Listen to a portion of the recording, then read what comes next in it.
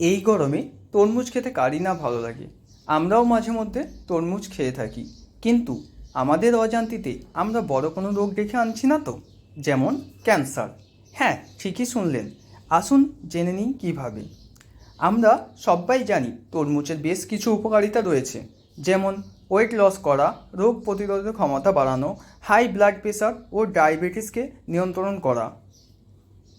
কিন্তু আপনারা কি জানেন তরমুজের মধ্যে আর্টিফিশিয়াল কালার, সুইটনার, কেমিক্যাল মেশানো হয়, যেটা আমাদের শরীরের জন্য খুবই ক্ষতিকর। এটার জন্য ক্যান্সারও হতে পারে। তাহলে আপনারা বুঝবেন কি করে কোনটা খাওয়া উচিত আর কোনটা উচিত না? প্রথমে তরমুজটাকে কেটে নেবেন। কেটে নেওয়ার পর ছোট্ট একটা সাদা কালারের কটন নেবেন।